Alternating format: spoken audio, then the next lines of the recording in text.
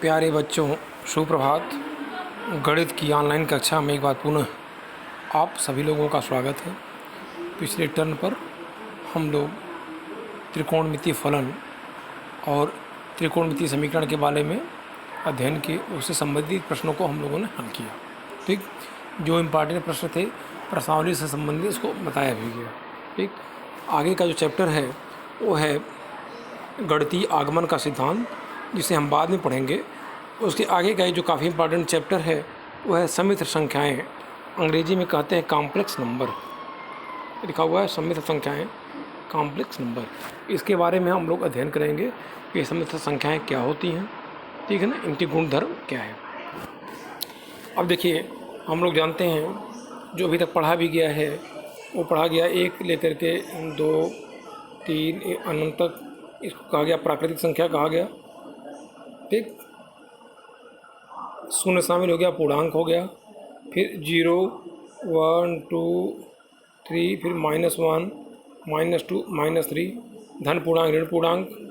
फिर उसके बाद कुछ संख्याएं भिन्न के रूप में आ गई, 1/2 3/4 या -1/2 -3/4।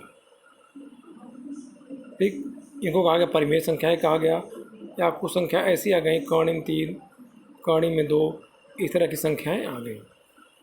ठीक, अब इन सभी को मिला करके और जितना हम जानते हैं अभी तक ये कहा गया वास्तविक संख्याएं। ये हो गया वास्तविक, इन सभी कहा गया वास्तविक संख्याएं। वास्तविक संख्याओं के समुच्चय को कैपिटल R से लिखा गया। ठीक, ये वास्तविक संख्याएं हैं, इसके समुच्चय को R से लिखा गया। अब देखिए, कोई भी वास्तविक संख्या लें, चाहे वो कर्ण में 3 ले लें, इसका वर्ग करेंगे तो क्या हो जाएगा, 3 हो गया। इसको अपरिमेय संख्या कहा गया था। -1/2 का वर्ग करेंगे ये भी पॉजिटिव हो जाएगा। -0.2 का वर्ग करेंगे तो ये भी पॉजिटिव हो जाएगा। मतलब हम लोग अभी तक जितनी संख्याओं को पढ़े, इनके बारे में जानकारी की है, उन सभी संख्याओं का वर्ग करने पर वो क्या हो रही थी, धनात्मक हो रही थी। ये सब वास्तविक संख्याएँ थी। ठीक, लेकिन ऐसी स्थिति आ गई कि जैसे समीकरण आया, द्विघाती समीकरण मान लिया गया, x² + 1 बराबर हो गया 0। ठीक, x² बराबर क्या हो जाएगा, -1। ठीक, या x बराबर क्या हो जाएगा, कर्ण में -1। देखिए यह वर्गमूल लेने पर। ठीक, अब जब वर्ग किया जाए, यदि इसका मतलब यदि दोनों पक्षों में वर्ग किया तो क्या हो जाएगा, x² बराबर हो गया -1। मतलब यह एक ऐसी संख्या है जिसका वर्ग करने में क्या हो, ऋणात्मक ही हो रहा है। ये यहाँ पे ऋणात्मक हो रहा है। ठीक, तो इस प्रकार की संख्या को कहा गया, ठीक है, काल्पनिक संख्याएं। अभी आगे बताया जाएगा। जैसे ये आ गया, x बराबर आया माइनस कर्ण में 1 आ गया, इसको हम लिखा गया आई का मान लिख दिया गया माइनस कर्ण में 1। आई, इसको कहा था आयोटा, IOTA, आयोटा। तो आई बराबर हो गया माइनस कर्ण में 1। और यह क्या हो गई, काल्पनिक संख्या। काल्पनिक संख्या यदि आई बराबर माइनस हो गया कर्ण में 1 तो हो जाएगा I² बराबर क्या हो जाएगा, -1। ये आपको पूरा का पूरा याद करना पड़ेगा कि I² का मान क्या होता है, -1। ठीक, तो हमें देखें वास्तविक संख्या आ गई, ऐसी स्थिति आ गई कि जिसका वर्ग करने के बाद जो रिजल्ट आ रहा है क्या, ऋणात्मक आ रहा है, इनको कहा काल्पनिक संख्या है। तो अभी तक क्या था, वास्तविक संख्या हो गई, और हम लोग इसके बारे में पढ़ रहे हैं अभी, एक काल्पनिक संख्या आ गई। इन सम्मिश्र, इन दोनों को मिला करके, मतलब कि ऐसी संख्या जिसका एक भाग वास्तविक हो और एक भाग क्या हो, काल्पनिक हो, उसको कहा गया सम्मिश्र संख्याएं। क्या गया, सम्मिश्र संख्याएं। तो आगे परिभाषा देखा जाए।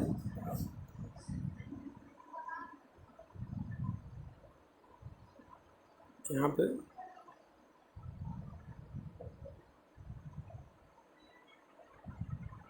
देखा जाए सम्मिश्र संख्याएं। ठीक, और आगे इसमें सम्मिश्र संख्या की परिभाषा हमको देखना है, ठीक है। तो अब हम सम्मिश्र संख्या के बारे में, इसकी परिभाषा क्या होती देखा जाए तो ऐसी संख्या, देखिए यहाँ लिखा हुआ है ऐसी संख्या या a प्लस आई बी, देखिए यहाँ लिखा हुआ है a प्लस आई बी के रूप की कोई संख्या, जहाँ क्या है a क्या है, a और b क्या है, वास्तविक है, और i आयोटा भी बताया गया है, i बराबर होता है -1, इसको कहा गया आयोटा। तो ऐसी संख्या जिसका रूप क्या हो, a प्लस आई बी हो, जहाँ a और b क्या है, वास्तविक संख्या हो, i आयोटा हो, सम्मिश्र संख्या कहलाती है। सम्मिश्र संख्या को हम सामान्यतः किससे निरूपित करते हैं, z से निरूपित करते हैं। z बराबर होता है a प्लस आई बी, ठीक। तो देखिए यहाँ पे इसके दो भाग हो गए, इसको कहा जाता है वास्तविक भाग और यहाँ कहा जाता है एक काल्पनिक भाग। आई के साथ जो अटैच होता है उसको हम कहते हैं चिन्ह से, एक काल्पनिक भाग होता है, और बाकी जो आई के से अलग होता है उसको हम कहते हैं वास्तविक भाग। जैसे देखिए 2 प्लस आई हो गया, 3 माइनस 4 आई हो गया, ये सम्मिश्र संख्या है। इसके दो भाग हैं, वास्तविक भाग और काल्पनिक भाग। तो ऐसी सभी संख्याएं जिनको a प्लस आई बी के रूप में लिखा जाए सम्मिश्र संख्याएं कहलाती हैं, या x प्लस आई वाई के रूप में लिखा जाए सम्मिश्र संख्याएं कहलाती हैं। यदि सम्मिश्र संख्या a प्लस आई बी दिया हुआ है तो क्रमित युग्म के रूप में देखिए a, b लिख लिया जाता है। a हो गया और i, a चिन्ह सही, ध्यान देना, a को चिन्ह सही लिखेंगे और i का जो भी गुणांक होगा उसको भी चिन्ह सही लिखेंगे, ठीक। यदि कोई सम्मिश्र संख्या मान लीजिए ऐसे लिखा हुआ है z बराबर x प्लस आई वाई है, और x और y क्या होता है, वास्तविक संख्या है, i बराबर -1 है, तो जो x होता है, देखिए x को हम कहते हैं z का वास्तविक भाग कहा जाता है। सम्मिश्र संख्या का वास्तविक भाग क्या होता है, x होता है, इसे रियल पार्ट ऑफ z कहा जाता है। देखिए REZ मतलब रियल पार्ट ऑफ z, ठीक। तो रियल पार्ट ऑफ z क्या हो जाएगा, x हो जाएगा वास्तविक भाग, और y को z का हम काल्पनिक भाग कहते हैं, इसे इमेजिनरी पार्ट ऑफ z कहा जाता है। तो i का जो गुणांक होता है वह इमेजिनरी पार्ट कहलाता है, ठीक। अब यहाँ पे जो है आगे देखा जाए, जैसे देख लीजिए यहाँ पे जैसे लिखा हुआ है कि z बराबर देखिए 2/3 प्लस आई, कौणी के अंतर्गत यदि माइनस है तो इसका मतलब वो इमेजिनरी होगा, इसको अलग कर लिया गया, 2/3 प्लस कौणी -1 इंटू कौणी में 2/3 हो गया, 2/3 कौणी में आई क्या लिखा था, आई लिखा गया, ये हो गया कौणी में 2/3। अब देखिए a प्लस आई बी किस रूप में लिखा गया है, a प्लस आई बी के रूप में हो गया, ठीक। अब देखिए इस सम्मिश्र संख्या z का वास्तविक भाग क्या है, 2/3, तो रियल पार्ट ऑफ z बराबर हो गया 2/3, इमेजिनरी या पार्ट कितना हो जाएगा, कौणी में 2/3, ठीक।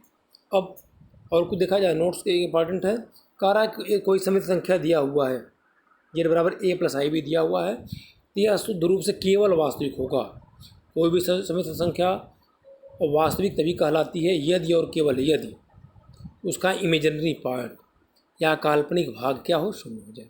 इमेजिनरी पार्ट क्या है, b, देखिए b बराबर 0 या इमेजिनरी पार्ट 0 हो जाए। तो कोई सम्मिश्र संख्या पूर्ण रूप से या शुद्ध रूप से वास्तविक तभी होगी जब उसका काल्पनिक भाग शून्य हो जाए। वह शुद्ध रूप से काल्पनिक कब होगी, जब उसका वास्तविक भाग शून्य हो जाए। a बराबर 0 या रियल पार्ट ऑफ z बराबर क्या हो जाए, 0।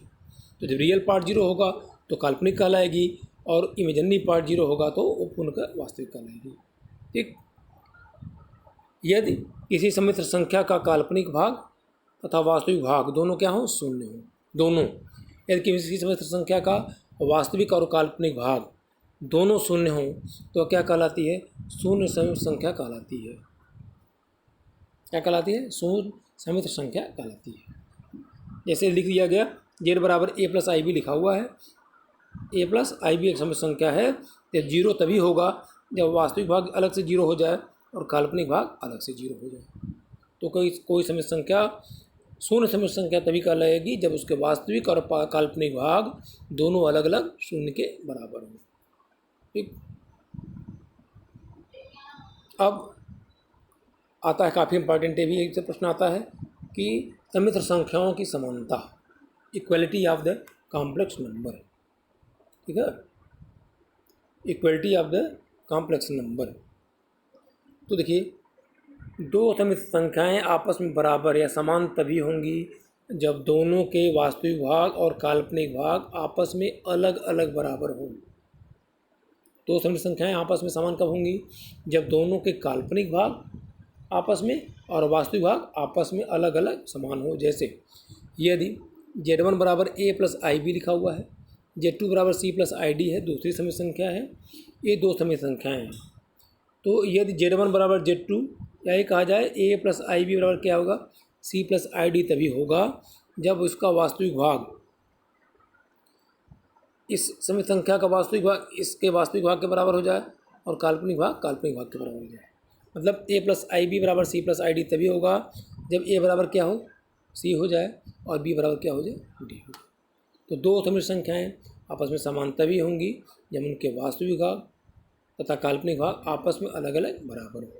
जैसे उस पर आधारित प्रश्न देखिए, कह रहा निम्नलिखित में से एग्जाम्पल x और y के वास्तविक मान ज्ञात करिए। ठीक, तो सबसे पहले हम क्या करते हैं कि यदि कोई भी समीकरण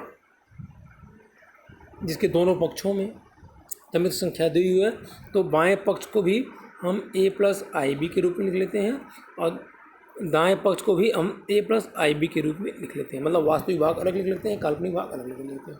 यदि नहीं है तो, यदि है तो कोई बात नहीं। अब यहाँ देखिए, यहाँ वास्तविक भाग अलग है और I का गुणा अलग है, यहाँ भी वास्तविक भाग अलग है, कोई दिक्कत नहीं है। ये दो समित संख्या है, ये कंडीशन है कि दोनों आपस में बराबर हैं तो x और y का मान ज्ञात करना है। ठीक, अब देखिए यहाँ वास्तविक भाग क्या है? 3x है और यहाँ वास्तविक भाग क्या है? क्योंकि दोनों बराबर है तो वास्तविक भाग के बराबर होगा। तो 3x बराबर हो गया 5, x बराबर हो गया 5/3। काल्पनिक भाग देखिए, i का जो भी गुणांक होगा वह काल्पनिक भाग होगा, चिन्ह सही। i का गुणांक क्या है? -x - 3y, यहाँ है -3, दोनों बराबर हो गए।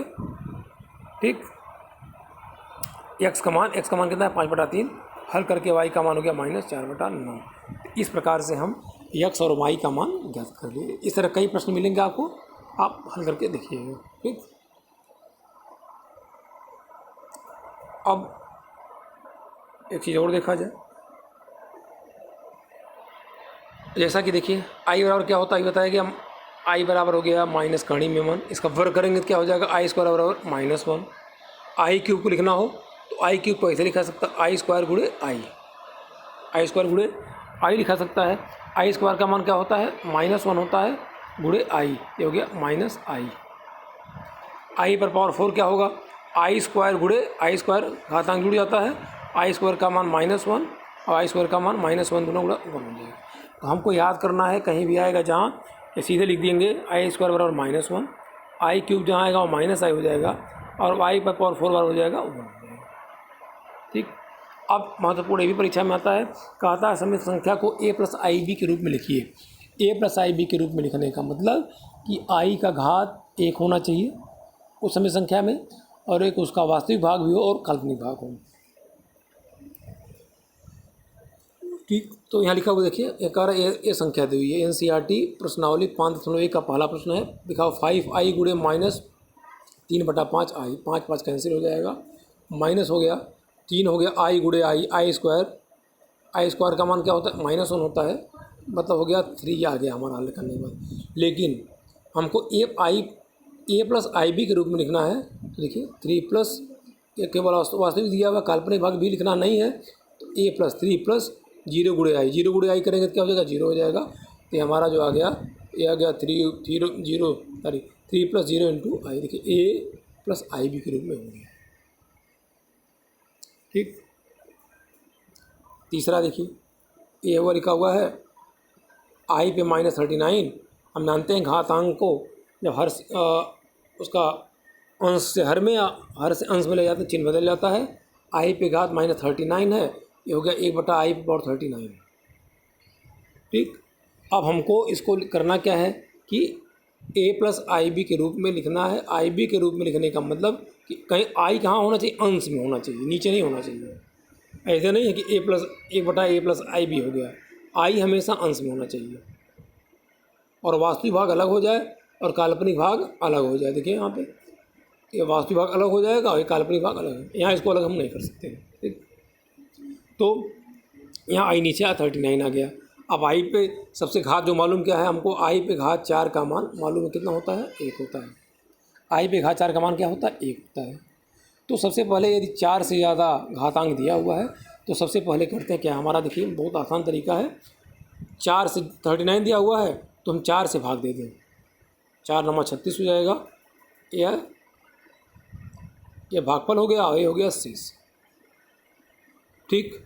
तो आई पे घात 39 को लिखेंगे कैसे, देखिए आई पे घात 39 है, ये बराबर हो जाएगा, पहले लिख लेंगे आई पे घात 4, आई पे घात 4 लिख लेंगे। भागफल कितना आया हुआ 9, तो आई पे घात 4 हो जाएगा 9, 9 चौक 36। देखिए घातांक का घातांक गुणा 9 चौक 36 गुणे, फिर आई लिख लेते हैं और जो शेष फल आता है उसको लिख लेते हैं। देखिए तो 9 चौक 36, 9 चौक 36 और प्लस 3 39 हो जाएगा, ठीक। इस प्रकार तो सबसे आसान तरीका वही है कि जो ज़्यादा दिया हो घात लंबा चौड़ा दिया हो तो सबसे पहले 4 से हम डिवाइड कर देंगे, उसके बाद आई पे घात 4 लिख लेंगे, भागफल से गुणा कर देंगे, भागफल मान यहाँ 9 आया है, गुणे फिर आई लिख लेंगे और शेषफल हमेशा 3 से कम होगा, यहाँ 3 आया 3। घातांक के नियम से जब घात का घात होता है गुणा हो जाता है, 9 चौक 36 और 3 39 आ गया, ठीक।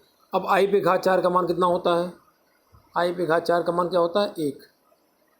देखिए आई पे घात 4 के घात 9 है तो आई पे घात 4 1 पे घात 9 हो गया, गुणे आई क्यूब, आई क्यूब का मान अभी बताया गया है कि आई क्यूब बराबर होता है माइनस आई, ठीक हो गया। तो आई 1 हो गया, आई क्यूब माइनस आई, ठीक। और देखिए जब भी नीचे केवल माइनस नीचे आ जाए तो नीचे से आई हटाने के लिए आई से ऊपर नीचे क्या करते हैं, हम गुणा कर देते हैं, कोई अंतर नहीं आएगा। देखिए -1/आई था, आई से ऊपर नीचे हम गुणा कर दीजिए, तो देखिए आई हो गया, नीचे माइनस हो गया, आई गुणे आई क्या हो जाएगा, आई स्क्वायर, ये हो गया आई स्क्वायर, ऊपर हो गया आई हो गया, आई स्क्वायर का मान -1 होता है तो -1 गुणे -1 1 हो जाएगा, मतलब आ गया आई। हमको a प्लस आई बी के रूप में लिखना है, मतलब वास्तविक भाग कुछ नहीं है तो 0 लिख लेंगे, प्लस आई है तो आई हो गया। तो इस प्रकार हम a प्लस आई बी के रूप में लिखें, ठीक।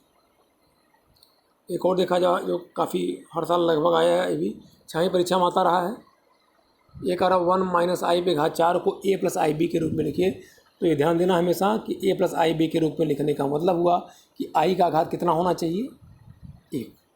अब इसको ऐसे लिख सकते, देखिए 1 प्लस आई पे घात 4 है, हम 1 माइनस आई पे घात 2 गुणे 1 माइनस आई पे घात 2 हो गया, देखिए घातांक के नियम से a पे पावर m गुणे a पे पावर n बराबर क्या होता है, a power m plus n होता है। तो 1 प्लस आई पे घात 2 गुणे 1 प्लस आई पे घात 2 करेंगे तो फिर यही आ जाएगा। 1 प्लस आई का स्क्वायर करिए, a माइनस बी का स्क्वायर का फार्मूला लगाएंगे ये आ जाएगा, फिर a माइनस बी का होल स्क्वायर का फार्मूला लगाएंगे तो ये आ जाएगा। आई स्क्वायर का मान -1 और यहाँ रख देंगे, 1 1 कैंसिल हो गया और यहाँ भी 1 1 कैंसिल हो गया, ये हो गया -2i, दोनों गुणा करेंगे तो हो जाएगा 4i स्क्वायर। आई स्क्वायर का मान क्या होता है, -1 होता है, ये हो गया -4 हो गया, ये हो गया ये, मतलब आ गया -4। लेकिन यह केवल चूँकि वास्तविक भाग है हमको समय संख्या के रूप में लिखना है, ये होगा -4 प्लस 0 इंटू आई, ये लिखा -4 इंटू 0i, तो a प्लस आई बी के रूप में, ठीक। अब एक भी इसी संबंधित एक विविध प्रश्नावली का देख लीजिएगा, केवल एक प्रश्न है इससे संबंधित, कह रहा इसी का मान ज्ञात करिए। मान ज्ञात करने का मतलब होता हल करना है और तब तक हल करना है जब तक कि आई का घात 1 न आ जाए या a प्लस आई बी के रूप में न आ जाए, ठीक। तो आई पे घात 18 है, यहाँ पे आई पे घात 25 है, तो हमने पहले ही बताया है 18 हो जाएगा, 4 से ज़्यादा 4 से भाग दे दीजिए, 4 चौके 16 हो गया, ये हो गया 16, 2 शेषफल हो गया। तो देखिए यहाँ आई पे घात 18 क्या लिख लिया गया है, आई पे देखिए आई पे घात 4 लिख लेते हैं, पे घात का भागफल, यह भागफल हो गया, गुणे आई पे घात शेषफल ते हो गया ऐसे। देखिए घात का घात गुणा होता है, 4 चौके 16 और 2 18 हो गया। प्लस यहाँ देखिए नहीं, आई पे घात 25 को आई पे घात 4 पे घात 6, 6 चौक 24 और 1 25, कुछ नहीं 1 25। इस प्रकार से सबसे पहले हम दिए हुए व्यंजक को आई पे घात के 4 के रूप में या उससे कम जो भी है उसके रूप में हम लिख लेते हैं। अब देखिए आई पे घात 4 का मान क्या होता है 1, तो 1 पे घात 4 हो गया। आई स्क्वायर का मान -1 हो गया। यहाँ आई पे घात 4 का मान 1 हो गया, घात कितना है 6, तो 1 पे घात 6 हो गया गुणे आई हो गया। 1 का कुछ भी घात रहे 1 ही होना है, यहाँ हो गया -1 हो गया, ये हो गया 1/i। और अभी हम बताए हैं कि जब भी नीचे आई आ जाए तो नीचे से आई हटाने के लिए आई से ऊपर नीचे हम गुणा कर देते हैं। ये हो गया -1, आई से ऊपर नीचे हम गुणा कर देंगे तो ऊपर आई हो गया नीचे आई हो गया। नीचे देखिए नीचे क्या हो जाएगा आई स्क्वायर का मान क्या होगा माइनस, तो माइनस हो गया, ये हो गया -1 या -i हो गया। ठीक, अब माइनस कॉमन ले लेंगे या माइनस कॉमन ले लेंगे, जितना घात होता है वो भी आ जाता है, तो -1 घात क्यूब हो गया, यहाँ 1 + i का क्यूब हो गया। माइनस है और माइनस का घात यदि विषम संख्या है तो माइनस होता है, तो हो गया -1 हो गया। a + b का होल क्यूब a + b का होल क्यूब क्या होता है a cube + b cube + 3 × ab a + b होता है। उसी फार्मूले का प्रयोग किया गया यहाँ। ये हो गया a क्यूब 1 का क्यूब b क्यूब i का क्यूब + 3 यहाँ गुणे 1 गुणे i 1 + i। ठीक, इसको हल करेंगे तो हमारा ये आ जाएगा, a + ib के रूप में आ गया, यही आंसर हो जाएगा। तो आप इस तरह के प्रश्न देखेंगे, एग्जाम्पल में भी होगा और यदि किताब कोई रखे हों तो उसमें भी देख लीजिएगा, और जितना बताया गया है उस पर आधारित NCERT के सभी प्रश्नों को हल करिएगा। बाकी की चीज़ें आगे की वीडियो में हम डिस्कस करेंगे। ठीक, धन्यवाद।